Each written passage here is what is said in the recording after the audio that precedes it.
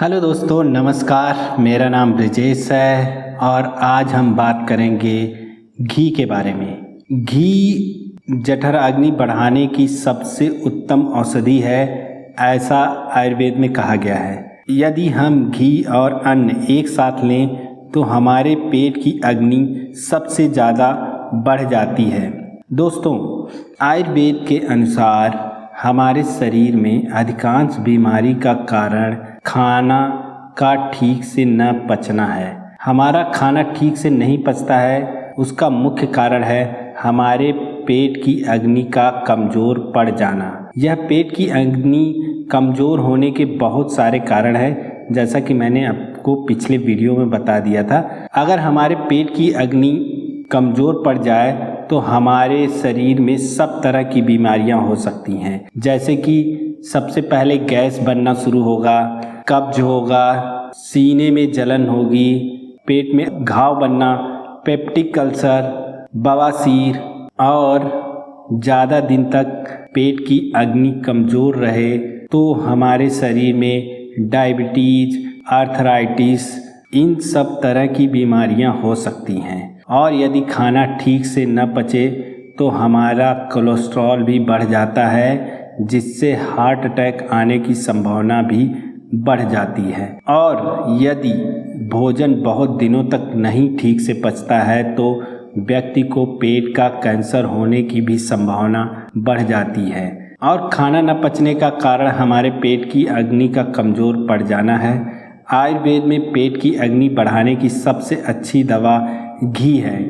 यदि घी को अन्न के साथ लिया जाए तो पेट की अग्नि बहुत तेज़ी से बढ़ जाती है। और अगर एक बार पेट की अग्नि बढ़ गई तो हमारा खाना ठीक से पचने लग जाएगा। और यदि खाना ठीक से पचने लग जाए तो हमारे शरीर की पाचन तंत्र से संबंधित जितनी भी बीमारियां हैं, जैसे कब्ज, acidity, peptic ulcer, piles, diabetes, colitis, ulcerative colitis और हृदय और फेफड़े से संबंधित सारी बीमारियां जड़ से खत्म हो जाएंगी। अग्नि बढ़ाने के लिए घी को कैसे खाना चाहिए, मैं एक बार फिर से बता देना चाहता हूँ कि घी का सेवन हमेशा दिन में करना चाहिए। दिन का मतलब जब सूर्य की रोशनी उपलब्ध हो, अर्थात घी का सेवन हमेशा ब्रेकफास्ट या लंच के खाने में करना चाहिए।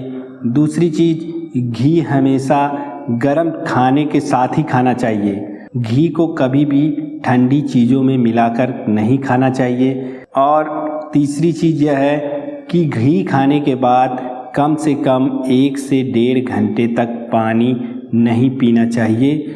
और घी एक बार में 1 से 2 चम्मच ही लेना चाहिए, 2 चम्मच से ज़्यादा मात्रा में नहीं लेना चाहिए। लेकिन घी का सेवन IBS या पेट से संबंधित किसी भी रोगी को तब तक नहीं खाना चाहिए जब तक उसकी बीमारी एक लेवल तक ठीक न हो जाए। आइए सुनते हैं दुनिया के प्रसिद्ध और विश्वसनीय news channel BBC, British broadcast corporation का घी के बारे में एक हजारों सालों से घी हमारे भोजन का अहम आहार रहा है, लेकिन कुछ दशकों पहले यह थाली से बाहर होने लगा। तब बड़े स्तर पर यह माना जाने लगा कि सैचुरेटेड फैट स्वास्थ्य के लिए हानिकारक है। लेकिन हाल ही में जैसे जैसे पूरी दुनिया में सैचुरेटेड फैट को लेकर सोच बदली है, भारतीयों की थाली में भी इसकी अपने पुराने दिनों के अनुरूप ही वापसी हो रही है। फूड राइटर कल्याण कर्मकार मानते हैं कि घी इस धरती पर मौजूद सबसे शुद्ध आहार है। मूल रूप से घी वो मक्खन है जो भारत जैसे गर्म जलवायु वाली जगह पर मक्खन को खराब होने से बचाने के लिए इजाद किया गया। मथी गई क्रीम या मक्खन को धीमी आंच पर तब तक उबाला जाता है जब तक कि उससे हर तरह के ठोस पदार्थ निकल ना जाएं। अंत में बहुमूल्य सुगंधित मेवे के स्वाद जैसी वसा बच जाती है। यही घी है। लेखक और इतिहासकार पृथा सेन कहती हैं कि घी दूध का अंतिम और शुद्धतम रूप है।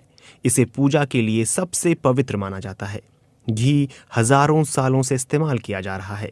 भारतीय व्यंजनों की विशेषज्ञ और शिकागो की फूड इतिहासकार कोलिन टेलर सेन बताती हैं कि घी की प्रशंसा 4000 साल पुराने ऋग्वेद में भी की गई है। घी का भारतीय संस्कृति से गहरा नाता है।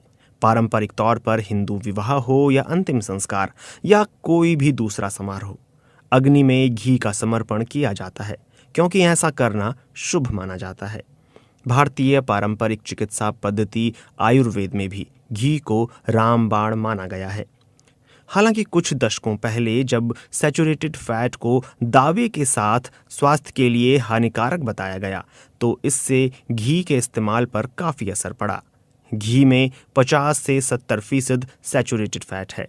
उस दौरान कुछ दशकों तक इसका सेवन भारतीय घरों में कम होने लगा। समय के साथ साथ खाने की थाली में refined vegetable oil new normal बन गया और घी अपवाद। इस वीडियो से संबंधित आपका कोई भी प्रश्न हो तो आप कमेंट बॉक्स में अवश्य पूछिएगा, मैं उसका उत्तर अवश्य दूंगा।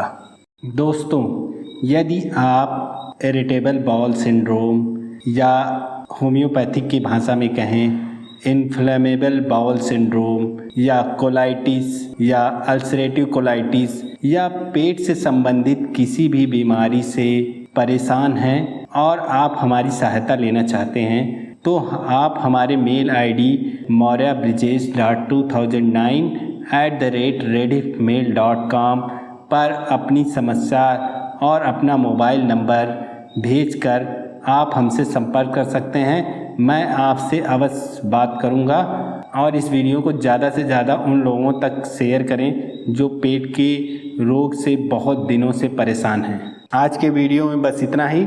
हम फिर मिलेंगे एक नए वीडियो के साथ। तब तक के लिए धन्यवाद।